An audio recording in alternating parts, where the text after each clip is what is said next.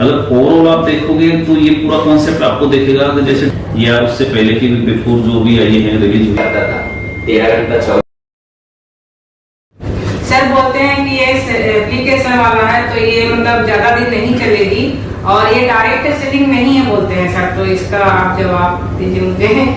मैं क्या बोलूं लोगों को? बिल्कुल मैम, देखो होता क्या है, जैसे आपने देखा होगा अकॉर्डिंग टू गाइडलाइन अगर बात करें, जो लेटेस्ट गाइडलाइन की बात कर लेते हैं या उससे पहले की बिफोर जो भी आई है रिलीज हुई, उससे पहले की भी आप देख पाओगे कि वहाँ पर सर्विस एंड प्रोडक्ट्स दोनों दिए हुए हैं, यानी कि डायरेक्ट सेलिंग के थ्रू।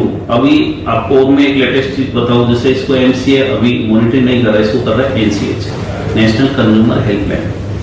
अब वहाँ पे क्या होता है कि आपके प्रोडक्ट्स एंड सर्विस का जो पार्ट है उसकी डिलीवरी कैसे हो रही है, कोई क्वेरी जनरेट हो रही है तो उसका एनसीएच मॉनिटरिंग करता है। आप एज ए कस्टमर कोई भी क्वेरी डालोगे तो एनसीएच उसको अपने यहाँ तक मॉनिटरिंग करेगा।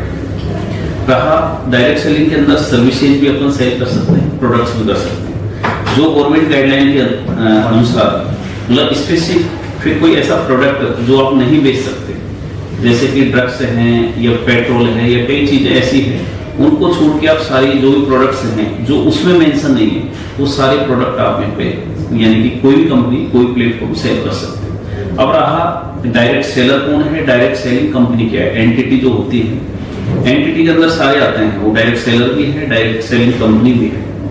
आप एज ए जैसे यूटेक है डायरेक्ट सेलिंग कंपनी, एक नेटवर्किंग के थ्रू मोड ऑफ जो बिजनेस का है वो एक डायरेक्ट सेलिंग है।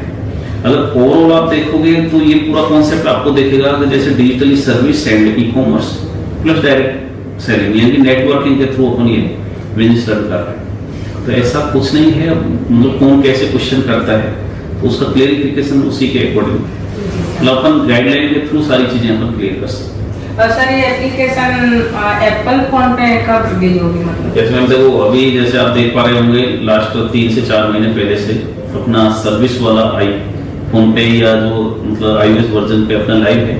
अभी अपना वेब बेस भी सारे प्रोडक्ट लाइव होने वाले हैं। उसके बाद जो सर्विस के अलावा जो बिजनेस वाला ऐप है वह भी अपना लाइव होने वाला है।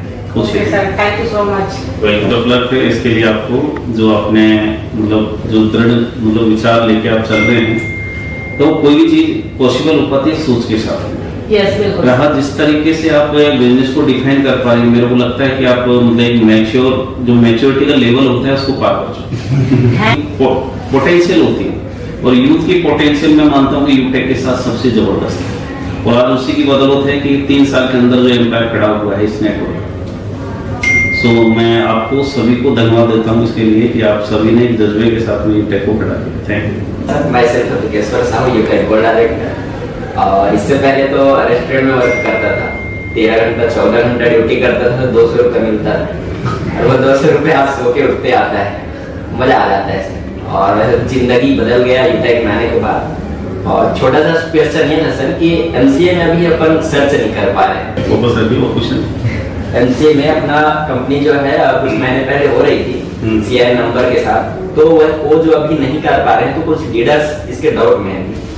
और ये भी क्वेश्चन है कि जो हमारा कंपनी है वो एमसीए का जो दोनों चीज होता है, एक कारपोरेट का और एक कंज्यूमर, तो इन दोनों चीजों में रजिस्टर है कि नहीं, ये सवाल आए। बिल्कुल, देखिए आपने question according to your knowledge मतलब बहुत अच्छा रहा।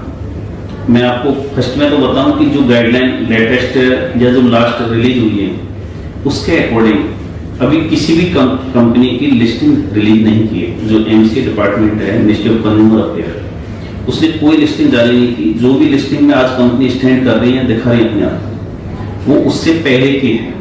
तो जिस टाइम यानी कि जो लिस्ट रिलीज हुई थी उस टाइम यूटेक का एक इजाद नहीं हो पाया था, मतलब जो कोरोना टाइम है उससे पहले की, यानी कि अपना जो एस्टेब्लिशमेंट रहा है वो कोरोना टाइम में रहा है 30 दिसंबर 2020 को। जो भी लिस्ट जारी हुई वो उससे पहले के जिनके सबमिशन थे उनकी लिस्टिंग जारी थी। और जिस दिन ये लेटेस्ट गाइडलाइन रिलीज हुई है यानी एप्लीकेबल हुई है, उसके बाद में उनसे पहले की जो भी लिस्टिंग थी वो 0 थी।